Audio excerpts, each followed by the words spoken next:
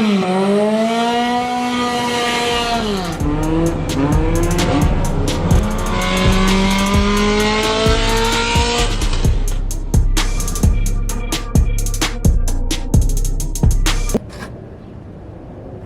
knew this car was gonna do this to me, bro. I knew it was.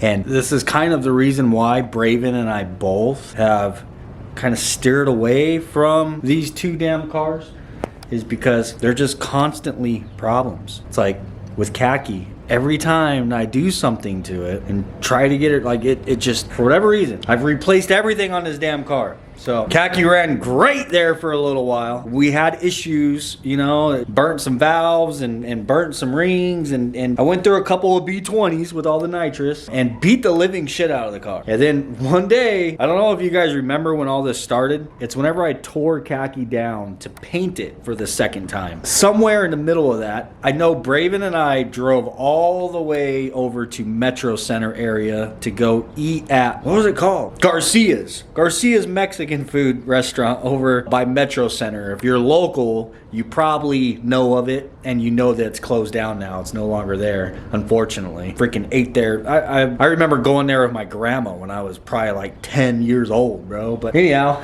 we drove all the way over there, and we're driving back. And that was whenever khaki was literally like a go-kart, man. I was out driving it with no doors or anything on it. So anyhow, we're driving back, and all of a sudden it started doing that. And I'm like, what is it doing? Shut it off, and then started it again, and it stopped. But it came back, and it slowly, progressively got worse on our trip home. From that point on, I've just continued to have this issue. I know I've covered this in a video, but I want to talk about it. Everything that we've done. I replaced the fuel pump. I checked and cleaned the fuel filter. I had the injectors clean, went through the entire fuel system, even swapped out the 1000cc injectors I have in there, and now I have stock injectors in there that I also had cleaned. Pulled the ECU out and sent it over to Nomis. He went through the whole entire ECU. He said it was very dirty, very dusty. He cleaned it all up and he checked everything. He gave it a good bill of health, man. If you don't know, Nomis is most certainly the go-to guy for ECU stuff. Like he has a setup for bench testing the ECUs. Yeah, he went through it. He went through the HON data that's in there, checked everything, gave it a good bill of health, and he installed his coil on plug board in there, sent it back, and then at that point it went coil on plug. Through all of that, still doing the exact same thing. I even tore the engine down because I was thinking maybe it was compression. Like maybe I compression tested it, in which the compression test came back fine. I didn't do a leak down. I just said screw it, and I pulled the engine apart, sent the head off to get fully machined. Like they went through the valves and checked, made sure everything was straight, and did a valve job on it, resurfaced the head, new valve guides, everything. The head is great. And then I rebuilt the block, new rings, new pistons, or not pistons, new piston rings and bearings and gaskets and all that stuff, put it all back together. Exactly the same like to it, right? I have tried different map sensors. I've tried different TPS sensors. I've been through literally everything. I've been over the grounds. It's got a new battery now. It's not a shortage of voltage, you know. Like I've done just about everything, man. Curly has been over, and Curly has tuned the car 3 or 4 times, just, you know, going through it and messing with it. And it seems like whenever Curly messes with it, he's capable of getting it to kind of, you know, to be able to freely rev, like like sound normal. But if you jump in it and go around the block, it comes right back. And by the time you're pulling back into the driveway, you're struggling to get up the driveway. And Harley wants to run. I don't know, man. I do know the only thing now that I haven't done is the engine harness, in which it has a really nice engine harness on it. It's a rye wire harness. It's the only thing I haven't done, bro. So anyhow, today I'm going to try to kind of go through the clips where the ECU plugs in, and because there are a few wires on there that's just kind of coming off and are pulled out a long time ago. Junior mainly, bro. I remember the day he was down there messing with it and he couldn't get it to unpin. So we're trying to hook up the nitrous through the ECU. And I'm pretty sure that the pins that aren't connected on there aren't anything important. They're more like outputs or inputs or whatever for the HON data and the nitrous. But I want to check that stuff. Maybe I'm going to try to do a pinout on the map sensor, like check each wire and even the TPS. Because I know that I tried different sensors. I've tried switching them around and stuff, and with no luck. It would just do the same thing. I took that map sensor that's on the car off and put another one on that we knew was good and it comes from a running car. Same thing. Same with the TPS. And it's just, I don't know. Yeah, that's what I'm gonna do today, man, is try to go through the wiring on the harness. A big issue though is I don't have a multimeter. I'm gonna run to Harbor Freight and go pick a multimeter up here in a little bit as well. Yeah, let's get in there. I'll show you guys those wires I'm talking about. Ow, fucking door. All right. Ooh, I don't like that sound.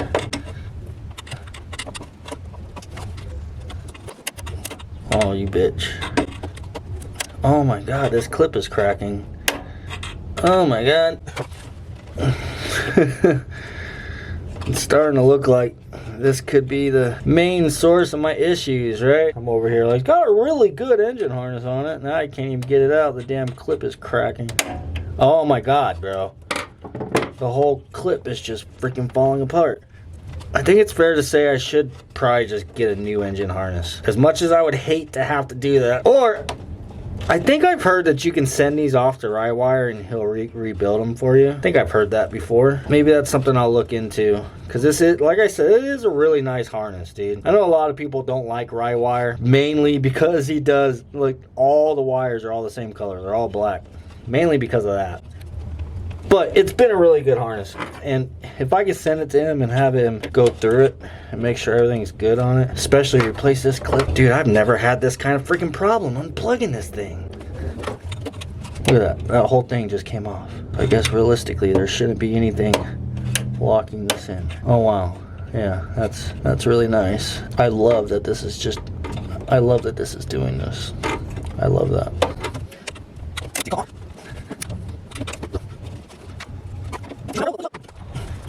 Well, I finally got that damn thing out of there. So the problem was the part that actually clips in. Half of the clip broke and pulled out. The other half was still in there and still clipped, not allowing that to come out. But I figured that out. Yeah, this thing definitely fell apart a little bit. But good news is all the pins are still locked in there. The problem with the Rywire harness is all the pins, it's like they're super glued in. It's like you can't not get them out. Anyhow, I put some electrical tape over these. I need to get that off so I can find all the wires that have come loose. I'm pretty certain that those two wires that are a different color than black, those are just going to nothing right now. I gotta figure that out. Anyhow, I need to run. So I'm gonna run to Harbor Freight and go grab a multimeter because I don't have one. I used to have like three, like two of those real cheap, like $5 ones, and then I had a Blue Point one that a friend gave me that went to UTI. You know, UTI gives you those free ones. I had that one for a really long time, and then it just up and disappeared. I don't know what happened to it. So now I have none. Harbor Freight has one for like 20 bucks.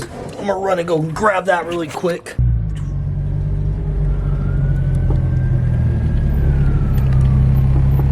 And we got it. This is one of the cheaper ones, but it should definitely do what it is that we need to do.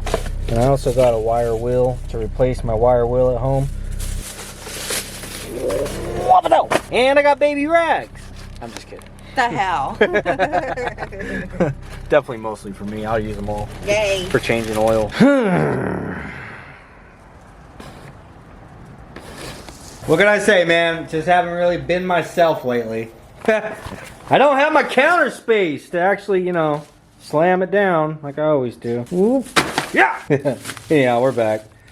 Going to crack this thing open, and I need to look up some wiring diagrams, pinouts for OBD1, P28, map sensor, TPS, all that stuff. And I just want to go through and check continuity probably from plug on the engine side to the plug that goes into the ECU and check and make sure that it all has continuity. This is freaking huge though. Completely off subject, but good lord, this is going to be amazing because I don't know if anybody else has ever seen this, but look at that, buddy. That thing definitely seen better days, man. We got our money's worth out of that for sure. All right, spent a little bit of time and got this all cleared off, man. So we have a workstation again. It's gonna be really nice having one of these multimeters around. Wow. I was gonna say, it said that the batteries were included, but I didn't see it in the package. Of course I need a screwdriver. It's your favorite thing to do whenever you just spent the last hour putting things away, is to go ahead and start getting stuff out again. Alright, so I got this thing to idle. I've been out here messing with it for a while, but I'm just, honestly, I don't know exactly what it is I'm doing, so I haven't really been recording. I'm gonna try to unplug the injectors one at a time to see if any of them actually make a difference. Well, I mean, to see if I can unplug one and it not make a difference, you know? That definitely makes a difference. I already unplugged this one. I'll do it again. That definitely makes a difference.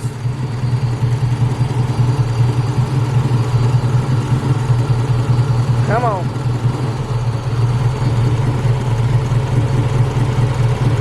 I think that made a difference.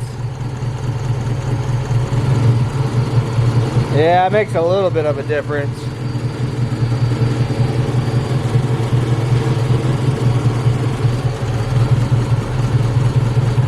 And yeah, they all make a difference. I'm gonna try to unplug each coil pack one at a time, because it's running, it's idling really rough. It's running rough. It seems like it has a misfire, you know, or the timing is off, but the timing's not off. I've already checked that. So now I'm gonna unplug one coil pack at a time and see if any of them make a huge difference. Sorry, I'm gonna check and see if any of them don't make a difference when I unplug it.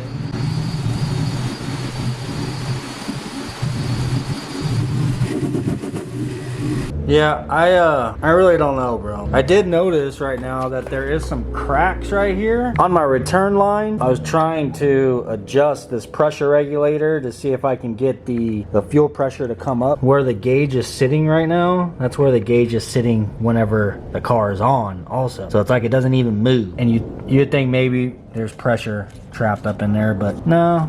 I disconnect the return line right here. That would release any pressure, I would assume, and it doesn't move. I don't know. I have another gauge out there that Bravin had on his truck. I'm gonna rob that, and I'm gonna swap that gauge out.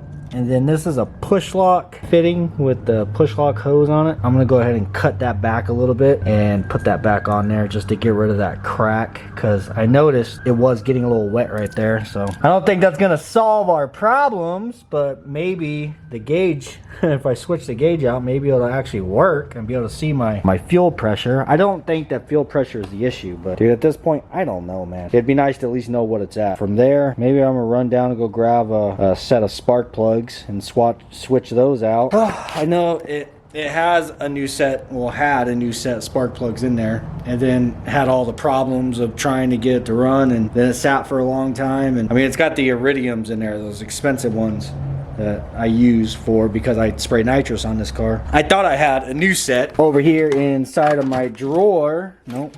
What drawer is it? There we are. So I thought I had a new set, but I opened these up and I realized that these aren't new. They are used, and yeah. So I was probably just keeping these because supposedly they have lifetime warranty. I just have yet to have taken my spark plugs down to AutoZone and been like, hey, can I warranty these out? It just seems weird to me, you know, to warranty out spark plugs, but I don't know. I guess I could try. But if not, either way, I'm gonna grab a new set and we'll try to swap those out. I know I had a problem with the EP3 running really bad, like kind of like this. I switched out one spark plug, and it fixed the entire thing. Like, it ran great. So I do know that a screwed up spark plug can most certainly cause problems, but at the same time, this is how khaki has been running, and I've probably put 2 new sets of spark plugs in here so far because I keep switching them out thinking that they're probably getting fouled up because of how it's running. But sinners.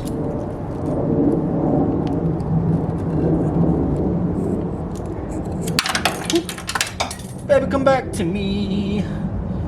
Hopefully you don't crack again. I need to just order a new line. New return line for sure. -6.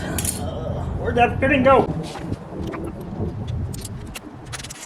I should probably get a rag. Anytime I mess with this return line or my fuel pressure regulator, I like to shove a towel down here to catch any fuel. I feel like it's probably a really bad thing to saturate your alternator with fuel. Just a safety precaution.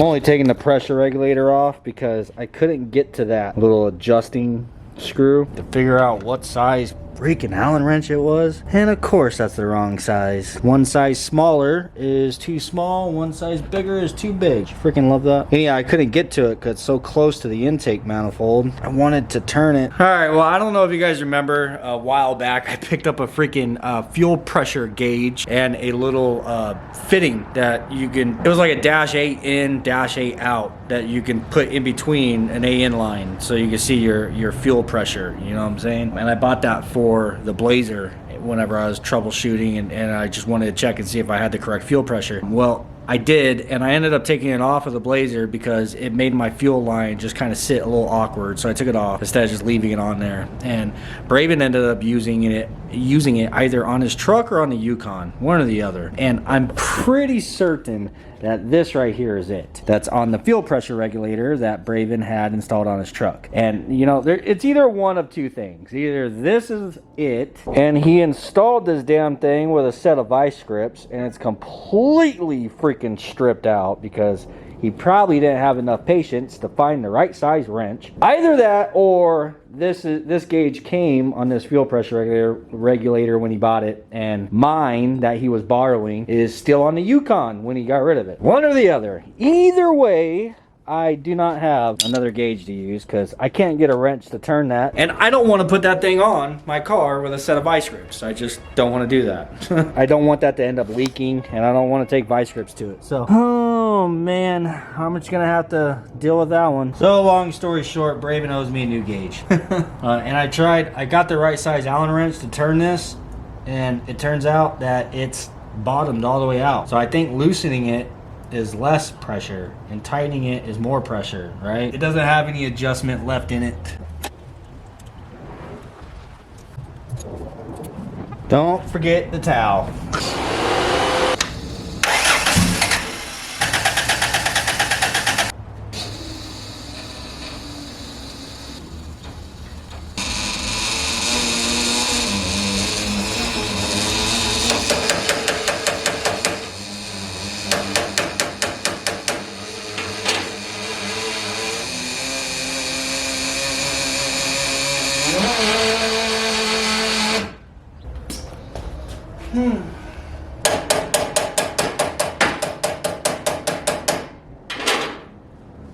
Now I think the fuel pump is crapping out on me. Yeah, the fuel pump just took a shit. So now what I'll do is I'll go ahead and end another video. Extremely short, you know? See, this is the reason why this car just doesn't make sense for me. I mean, now I need to, I'm going on 4 or 5 days without a video. With no video means I have no income. It's basically like for you, like you guys that go to work every day, like I'm the same way. I got to get up and go to work, you know, and I'm sitting out here messing with this damn thing, and now I need to order a fuel pump because the fuel pump that's on there, I got it off of Amazon. Yeah, I got to order a fuel pump. I got to wait for it to come in, and I'll have no video again for a couple of days till it comes in. Then I'm going to try that. Then it's not going to work. And then, yeah, I'm just going to keep chasing my freaking tail around with this damn car, wishing that it would just run like it did one day, and one day just magically stopped running. And yeah, I don't know, dude. This car drives me nuts, and this is the reason why I've stopped working on it. Braven's Integra, dude, it's the same damn thing. Like, whenever it is running good, it won't go into reverse. And whenever it goes into reverse, then it doesn't have first gear. And then we've tried, you know, hybrid brackets and K-series cables and Prelude freaking shifter and K-series shifter. We went from all these different things, and nothing works. All of a sudden it works. It's got reverse and first, and then we go around the block, and then we go to put it in reverse, and it doesn't work. And then now it runs like shit, and like I don't know, it's running like shit. And it goes back and forth from the alternator actually charging the battery to the alternators not charging the battery, and it's got a brand new alternator, and all the wiring is good. And it's like, dude, this is what it is we go through with these fucking Hondas, man. It's annoying. It's annoying. I can walk over there to that Blazer and fire it right up. Hop in, drive, zero problems. So anyhow, I guess I'll keep messing with it.